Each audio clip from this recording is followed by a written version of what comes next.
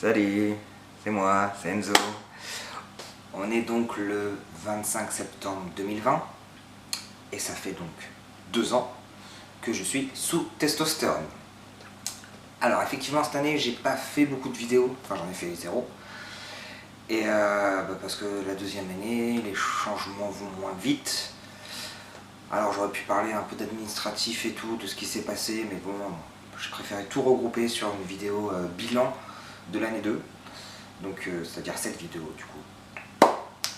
Donc on va commencer avec les hormones, après je parlerai chirurgie et administratif.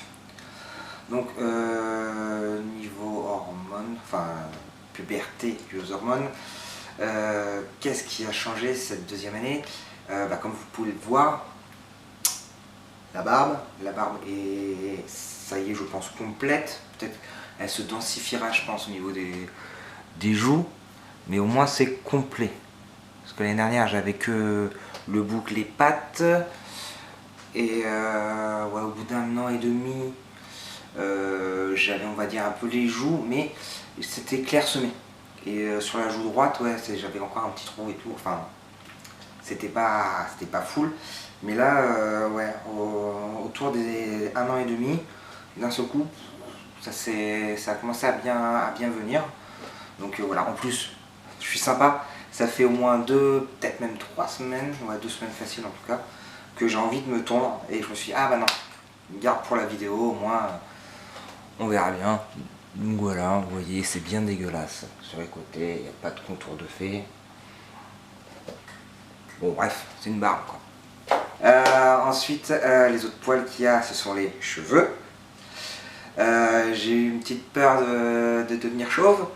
Hein, et comme vous pouvez le constater, j'ai pas vraiment de soucis à me faire de ce côté-là.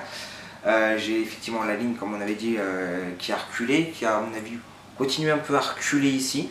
Genre sur les deux côtés là, un peu à se creuser. Voilà, ici j'avais un petit trou, on va dire, petit endroit où ça se clairsemait, mais ça n'a pas non plus progressé de ouf. Donc c'est pas... Donc voilà, je perdrai peut-être mes cheveux parce que c'est la lignée qui veut ça. Mais en tout cas ça sera pas maintenant. Ou alors juste ça sera du clairsemage. Autre changement, au niveau de la corpulence, hein, de la silhouette. Là-dessus, je m'aperçois que je suis plus trop dysphorique. Ça y est. J'ai eu bizarrement cette année en termes de muscu, ça a été assez dur, non pas que à cause du confinement, mais j'ai eu une opération du poignet qui a entraîné un 6 mois d'arrêt de salle de sport, qui par chance c'est fini le jour où on a déconfiné les salles de sport. Donc voilà, donc, comme quoi c'était prédit. Et en fait, si pendant ces 6 mois j'ai quand même fait du sport, mais du coup pas de la grosse muscu. Et mine de rien, pendant cette période-là, je me suis aperçu, alors que ouais, niveau poids j'étais toujours pareil, mais qu'il y a certains muscles qui apparaissaient un peu plus, qui se sont dessinés un peu plus. Plus j'ai fait là en septembre, donc en juillet, non en août, j'ai fait un petit mois défi à faire tous les jours du sport, pompe, enfin voilà, pompe, course, abdos et tout. Et là aussi, je pense qu'au niveau bras, mine de rien, et pec, ça a aidé à un peu se développer. Donc c'est chouette. Ce que je vais essayer de faire, c'est de continuer sur cette voie-là. Parce que voilà, plus trop de dysphorie en termes de voilà, corpulence, les hanches et tout. D'avoir pris un peu plus là, d'avoir perdu aussi ici, voilà, ça aide. Les pecs, là moi j'ai dû à la mamec de la graisse qui reste un peu. Mais comme voilà, je développe les pecs et tout, cette graisse là finalement, c'est vrai que ça donne l'impression que c'est le bas du pec bien, enfin bien. Bref, donc voilà, plus j'essaie de perdre un peu aussi, j'ai l'impression d'avoir un petit peu perdu de la graisse à ce niveau-là.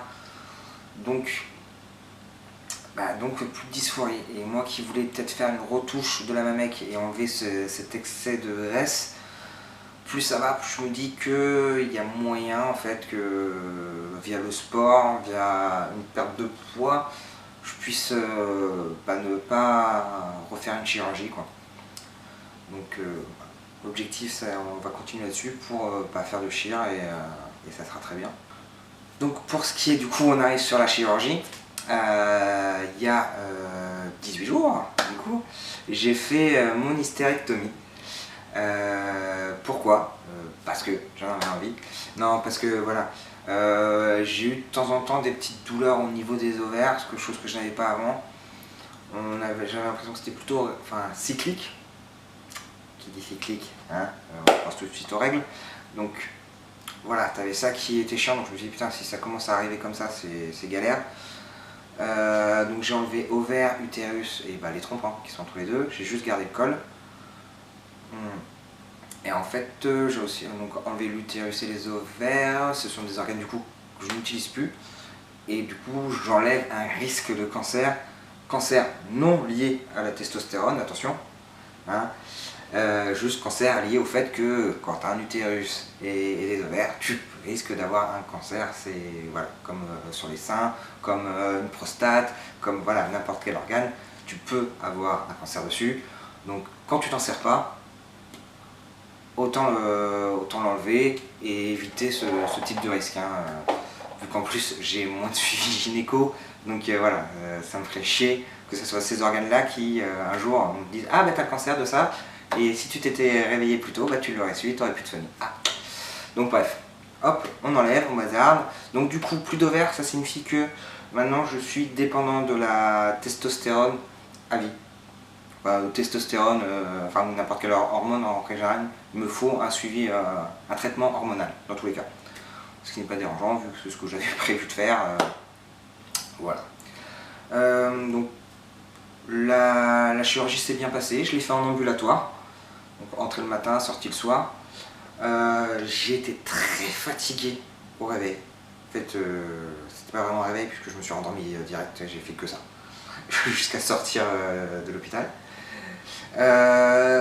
Et après, ouais, les 3-4 jours qui ont suivi, ça allait. Tu sens juste comme une douleur, genre t'as fait beaucoup d'abdos. Ou alors tu t'es pris un gros coup, je pense, dans le ventre. Tu sens juste ça. Et encore, c'est ce moment où tu te lèves, tu t'actives. En fait, tu es allongé sur ton canapé, au moment où tu te lèves, tu sens les trucs. Et j'ai eu une petite douleur aussi au niveau du dos, derrière. Mais ça, vraiment, c'est peut-être les gaz et tout qui peuvent aussi remonter même dans les épaules et tout. Moi, je pense que ça a stagné à ce niveau-là. Et en termes de mobilité, ça va. Voilà, on évite de porter du poids, hein, du trop lourd, même si là, moi, je me sens vachement bien. J'évite encore, c'est le seul truc pour l'instant que j'évite encore. Mon chien m'a dit ouais, au bout de 2 semaines tu peux reprendre le sport, mais genre léger, tu fais pas d'abdos quoi. Donc j'ai juste repris chez moi un peu des élastiques et tout pour faire épaules, bras. Mais voilà, j'attends vraiment de le revoir et qu'il me donne vraiment son go pour la muscu. Mais voilà, physiquement je me sens bien. J'ai fait quand même, c'est vrai, une petite infection au niveau du nombril due au fait que j'ai un nombril creux. Et donc du coup, il fallait que je fasse encore plus attention au moment de sortie de douche, de bien éponger, essuyer, faire que ça soit pas humide. Plus, cette fois-ci, je sais pas comment ça s'appelle, évacuer les points. En fait, logiquement, les points sont censés tomber au bout de 14 jours. Et les miens, non, étaient toujours là. Donc ça l'infection vient du nombril creux, mais le fait que j'ai pas perdu les points a fait que le fait de soigner ça, l'infection, a été très dur. Donc là, je suis en cours de soins, mais maintenant qu'on a enlevé les points, ça devrait aller mieux. Voilà, mais donc voilà, c'était une infection vraiment spécifique. Si vous avez un nombril creux, faites attention. Ensuite, partie administratif. J'ai fait mon CEC, que j'avais donc commencé l'année dernière. Et ça m'a pris quasi un an, hein, cette affaire-là. Enfin, pris. En gros, en décembre 2018, j'ai eu ma nouvelle carte d'identité avec mon prénom, Enzo. De là, j'ai commencé à rédiger le dossier pour le CEC, donc le changement d'état civil. Donc passer sur mes papiers de féminin à masculin. Pour ça, je remercie Ethan qui partageait un dossier super bien expliqué et tout, où il y avait juste à remplacer ton nom, ton prénom et toutes les parties qui te correspondaient en fait. Donc merci. Et donc j'ai fait ce dossier, je l'ai déposé en main propre au TGI de Nice en février, début février. Hop, je le dépose, hein, hop, le mec il vérifie et tout, ok. Je me barre. J'attends. TG de Nice, je sais que c'est très long pour avoir eu d'autres procédures à faire, notamment d'adoption et tout, et de divorce. On voit que ça prend du temps qu'ils répondent, donc je m'inquiétais pas. Au bout de 5 mois, je reçois, donc on est en juillet, je reçois mon dossier qui revient, et ils me disent « Ah mais non, vous qui habitez la ville d'à côté, donc ville voisine, ça je l'avais déjà expliqué, vous n'êtes pas dépendant de nous, vous êtes dépendant du tribunal de Grasse qui se trouve à 45 minutes de chez vous. » Donc voilà, moi je me suis dit putain, pourquoi ils m'ont pas dit au moment où je déposais le dossier quoi. Et bon, du coup eux ils ont fait suivre le dossier. 2 mois après, heureusement à Grasse ils sont un peu plus rapides du coup, 2 mois après je recevais ma convocation, donc j'ai reçu ma convocation en septembre pour décembre. Donc en décembre j'y suis allé, j'y suis allé, tu te pointes, ils disent ouais vous voulez bien changer et tout, vous voulez pas changer d'avis, c'est bon? Non? Bah ok. On passera en commission, enfin on donne un avis favorable et ça sera fait le mois prochain. Sans toi en fait. En fait ouais ils viennent, ils font la convocation. Je crois que c'est le procureur, ouais, enfin je sais plus qui, donne l'avis favorable ou non. Dans mon cas c'était favorable. Et après c'est jugé plus tard. Donc, moi ça a été jugé le 21 janvier donc 2020. J'ai reçu dès le lendemain, je crois, ou le surlendemain, ça a été hyper rapide, une lettre pour me dire le truc du jugement. Et donc j'ai eu le jugement, et là je lis, et je fais putain, mais il y a un truc que je comprends pas. J'ai l'impression, en fait, là, en bas de première page, tu as une début de phrase. Tu as l'impression, c'est bon, c'est donné, c'est validé, là, et quand tu tournes la page, je fais putain, il y a un truc que je comprends pas, à aucun moment donné. Ils le disent, tout est tourné, genre positif, mais à un moment donné, ils te disent, ouais, c'est bon, vous êtes masculin. Et à un moment donné, je tilte sur le numéro de page. Parce que j'ai eu un truc, enfin, une grosse pile de trucs. Page 1, page 3. Il manquait la page 2, la page où, le seul endroit où c'est indiqué, maintenant, Enzo ne sera plus féminin mais masculin, vous devez changer l'acte de naissance, machin et tout. Ils m'ont envoyé le truc, je sais pas comment ils ont fait. Ils ont la seule page intéressante, ils me l'avaient pas foutu dedans. Donc rappel pour qu'on te renvoie le truc et demander à la fin oui non mais quand même c'est bon ou pas. Donc on m'a dit oui c'est bon, c'est valide. Donc voilà. Donc voilà, encore une petite histoire. Donc en gros moi ça a été que le gros merdier avec ce CEC, mais bon le principal c'est de l'avoir. Et donc après j'ai reçu le papier. Donc, après j'explique les démarches qui suivent hein, pour ceux qui sont intéressés. Après tu reçois le jugement chez toi. Tu reçois pas le jugement chez toi, ici tu reçois le jugement chez toi, mais il y a encore 1 mois je crois de délai, genre en gros si toi ou l'État, représenté par je ne sais plus qui, veut contredire en fait la chose, partir en appel, voilà. Donc en gros à l'issue de ce mois là, le jugement partira à ta mairie pour faire la modification de l'acte de naissance. Donc ça sert à rien de se dire au bout d'un mois ça devrait être fait. Non, parce qu'au bout d'un mois c'est envoyé. Enfin ça c'est au plus tôt, hein, parce qu'ils peuvent attendre un peu. Parce que moi du coup ça aurait dû partir fin février. Et je sais que moi le jugement est arrivé dans ma ville de naissance, ça devait être en avril. Courant avril, ouais parce qu'on était en plein confinement, ouais j'aurais que ça a dû arriver peut-être début avril. Parce que moi j'avais appelé et, pendant le confinement et la nana m'a dit la personne elle n'est pas là pour s'en charger, elle revient dans 2 semaines.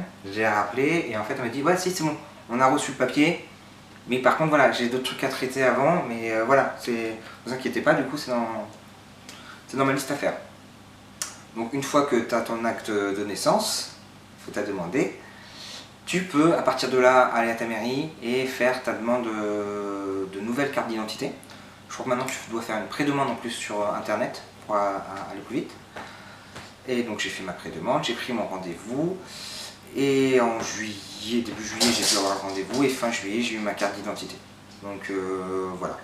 Donc au total, ouais, ça a pris quasi 1 an et demi entre en gros le début de l'écriture du dossier et avoir enfin la carte d'identité.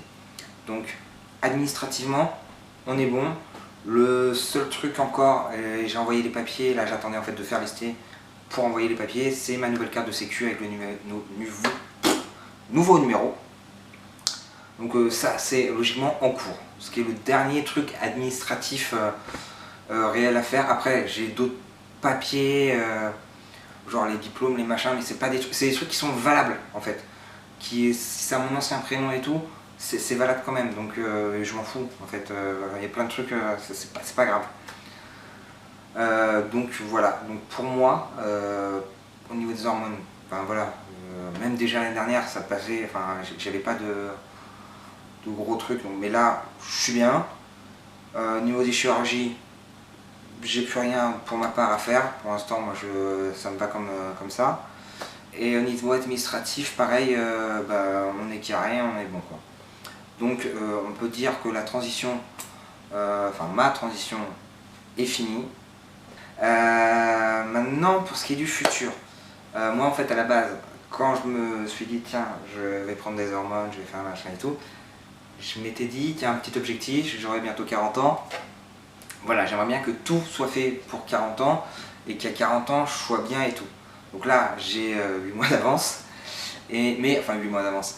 Il me reste en gros 8 mois maintenant pour, on va dire, pas perfectionner mon corps, mais ouais, le modeler, ou je sais pas comment on pourrait dire, mais voilà, juste continuer un peu à me développer, voilà. Développer comme je le souhaiterais, donc c'est-à-dire juste développer un peu le haut du corps, principalement en fait. Et voilà, donc ça j'ai encore 8 mois, mais bon, déjà là comment je suis, je me plais, donc ça, ce qui est le principal on va dire.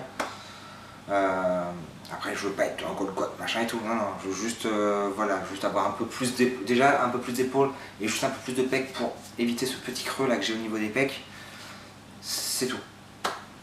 Donc voilà, pour moi c'est tout, hein, je vais finir là-dessus. Je ne sais pas s'il y aura une vidéo pour mes 3 ans. Je ferai peut-être un petit coucou dans quelques années pour dire hey, regardez. Voilà, parce que je sais que je vais encore changer, mais ça sera hyper long. Et voilà, donc au pire, si vous voulez me suivre, on va dire plus quotidiennement, même si c'est pas au quotidien, vous avez mon Insta, donc Ikea Queer, où là je partage du coup plus souvent mon évolution et ma vie, Voilà. Donc je vous dis une prochaine. Ciao.